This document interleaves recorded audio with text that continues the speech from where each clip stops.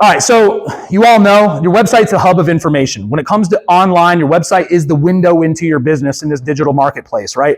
You got to make sure that you're set up for success with the right messaging, more so the right structure and the right content on your website. But just some basic stuff, because a few problems that I've seen over the years. If you don't own your own domain and you don't own and have access to your own hosting account, you're doing yourself a huge disservice. It'd be like starting a new business and then sending some random person to the city to open up your business for you and start an LLC in their name. When you say, hey, person, I don't want you working here anymore, they're like, yeah, good, I own the business. So you want to do the same thing with your domain. I can't tell you how many clients we've come across that have a great website. They've got really solid SEO. They just have some issues with an agency, and when they want to move on, the agency holds all the keys to everything that they own. They own the domain. Nobody has access to the hosting, so you can't pull your website down or anything like that. You're basically at a point where you're starting over from scratch. And the only times that you can recover this domain is if this company isn't savvy enough and they let it expire. And then you go into GoDaddy and try to hit it on the day that it expires and recover your domain, because a lot of this is building authority to a domain when it comes to your SEO results. All right, so if you don't know who owns your domain, do a quick whois search. If it's private domain, it won't show you anything, but you just make sure you have those keys no matter what level of the company you're at. And as far as hosting goes, same thing applies. If somebody else is hosting your website and you don't have access to it, or there's a lot of agencies out there that just have this bulk shared hosting, and they'll make your website live, build you a new site. You spend 3 or 4 years building SEO authority and all this stuff, and you say, you know what, we want to sever ties with you. They're like, okay, and they turn a switch off and your website's gone. Or they try to come back at you and hold your website hostage for $10,000 or $20,000 to get all your information back. And it does happen very, very frequently. So hopefully, the market's been educated a little bit more with this kind of stuff. So this stuff, we're seeing this a little bit less. As far as your structure of your your website goes, we always recommend WordPress. Anybody here is using WordPress for their website? The majority. Anybody not using WordPress? You're not using WordPress? What platform are you using? Well, I'm really fortunate, but it's an acquisition, and they're hosting it on Scorpion. So you don't own your website. So Scorpion owns the website and the content. So if you ever moved, yeah.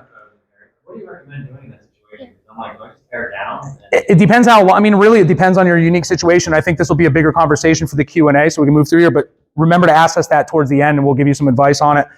And you want to make sure you're optimizing your website for user experience. Anybody that's been keeping their fingers on the pulse of Google a couple years ago, an algorithm update that came out, they're weighing your SEO results and your visibility on the user experience, how ambiguous is that, and your page speed. There's a really cool tool, I'll share a URL with you guys, you can check it on your own, but that is a ranking factor now, how fast your website loads and how it flows.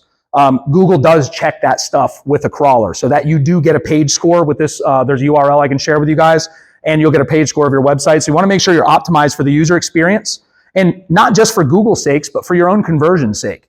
People don't want to wait for anything, especially when they have property damage. They want to be able to get the results that they want and get the information they need to get in touch with you right away. So if you make it difficult or they have to scroll around, you're probably going to lose the job, and they're going to go to your competition. You want to make sure you're scanning and this is a technical hosting thing, depending on your hosting company. Some offer this. This is relatively new. We partner with HXC Hosting. We'll talk about that later, but scan for malware. The last thing in the world you want is to own a website, you own everything, and one day you walk up and you have the white screen of death on your WordPress website and you have zero idea how to recover it, right? The redundant malware scanning is very important to get rid of these things. People can access your website through non-updated plugins. Themes are out of date, and just different ways. Every single day, if you do manage your own website, you'll notice if you have any modalities in place to block people out of it. Like, we have thousands of people every day trying to break into our website.